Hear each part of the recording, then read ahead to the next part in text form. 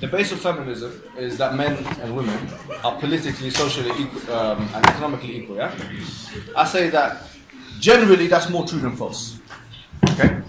I personally say, yeah, that's okay. Why? How can I prove that Islamically? Rasulullah said in the hadith from Aisha radhiyallahu anha, النساء شقائق الرجال, that men are equal to women. Huh? Hey, who's going to reject the hadith of Rasulullah sallallahu alaihi wasallam? And this hadith is actually sahih and it's also generic. So it's generally true that men are more and women are equal, socially, politically, economically. Yeah? Okay. Everyone believes in exceptions. Feminists believe in exceptions, and Muslims believe in exceptions. Yeah. I say that from my perspective as a Muslim, the exceptions I believe in are those which are stipulated in the Quran and Sunnah. The ones that kind of come up all the time in the controversial discussions. Hijab being one of them. Yeah? For example. Yeah. Another major exception, which I believe is very difficult for feminists to swallow, is the role between husband and wife. Okay, the role between husband and wife. I made a video about this before, but let me talk about this here. Yeah, Islam regards mothers as more important than fathers. Point one.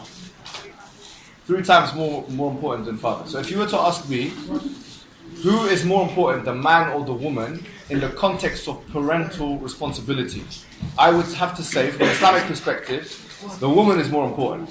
In fact, whenever Allah subhanahu wa ta'ala, when He mentions the walidain in the Quran, He mentions them with that phraseology, walidain, except for 2 or 3 different verses. Walidain means those who gave birth to you. So it could talk about more specifically the mother than your father. وَبِالْوَالِدَيْنِ إِحْسَانًا, yeah? So it's saying, with both of your parents, be good to both of your parents. But it's emphasizing the mother more than the father.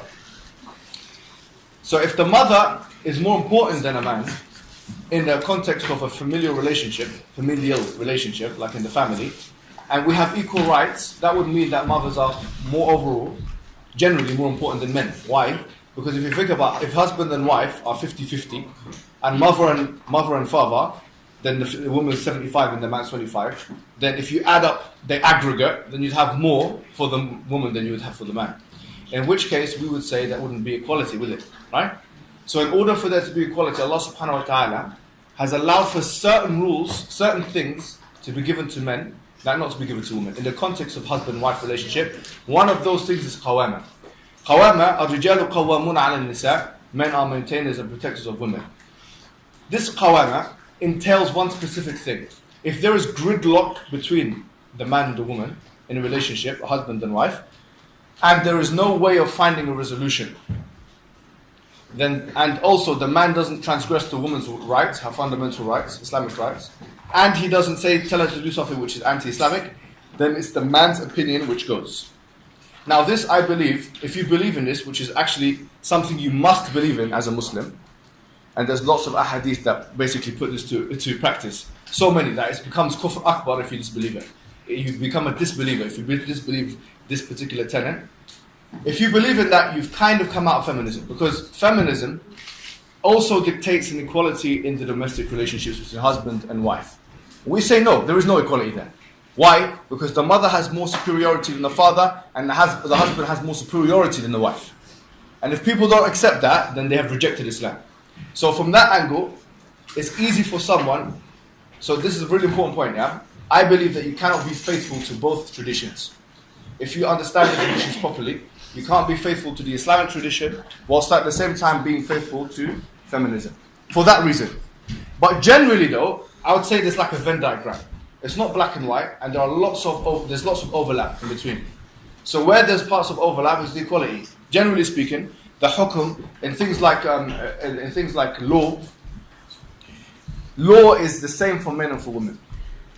In things like spirituality, it's the same for men and for women. إِنَّ اللَّهَ لَا يُضِيعُ عَمَلَ عَامِلٍ مِنْكُم مِّن ذَكَرٍ أَوْ أُنثَىٰ بَعْضُكُم مِّن بَعْضٍ. Allah subhanahu wa ta'ala doesn't let to waste any of the good from any of you if you're male or female, and both of you are from each other. So the question is, how comes Islam allows the man to be more superior as a husband? Because he is, let's be honest, there is a degree of superiority there. In the case of divorce, for example, he can easily divorce more easier than the wife. The wife can divorce, but the man can divorce more easy. The man can marry 4 wives. That's not equality. Actually, that's not equality. You can't argue that's equality.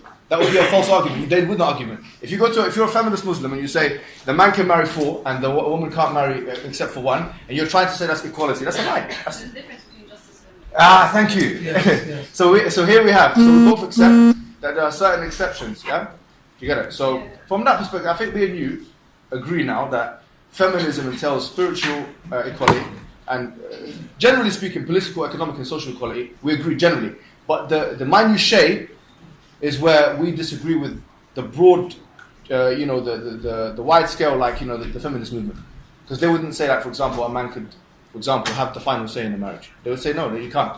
Why should he? It should be complete equality. You get it? We say no. You don't even implement that in your parliaments. You don't.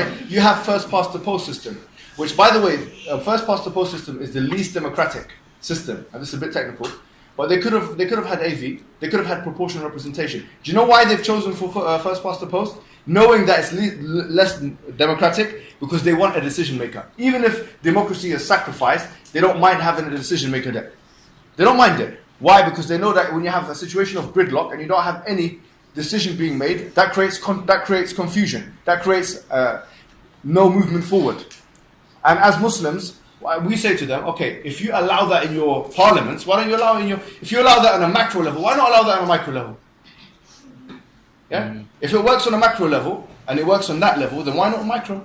It should be the same logic, but then you'd have the question of who should have who should be the one, because it's a perfect democracy, man and woman, who should be the one to break the gridlock? We say the man. Why? Because the woman has already a higher influential power with the kids, and this is a big thing I did in my uni about what is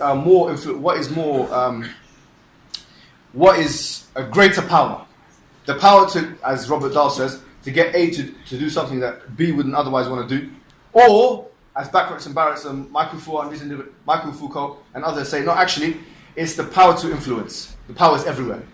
And if it's the power to influence, okay, women have power in so much as that they're mothers. They have more power than men. So how could we counteract that power? We have to counteract it by putting something in the law. Because if you don't, you're going to have transgressions of power. You're going to have women getting kids to turn against their fathers because they have more control over them, and the father can't do anything to counteract that. You don't even have that in the American Constitution. You have checks and balances in the American Constitution, such that the executive branch checks the executive branch, checks the legislature, and they all check each other. Now, if you eradicate that, and you say, no, the woman and man should have the same decision-making capability in all cases, then what you're doing is you're eradicating the checks and balances that should exist in order for a functional system to take place. So from that angle, we say we have the solution. This is their problem, and they don't have the solution. Look at just go home today and look at the divorce rates from 1960 to 2017 today. You'll realize that the divorce is going up and up and up. Why? Because disagreements happen within marriages. It's one of the main reasons sociologists talk about, and they don't have any solution. How do you resolve? I want this, I want that. How are you going to resolve it? We say, let the man finish it off. Just as we would say, for example, the kids, they have a decision to make. Who should I be better to? Who should I give more time and energy to? Mother or father? Let them have an affinity to the mother. That way, there's a pure equality which manifests itself in a different way. You see what I mean? Okay.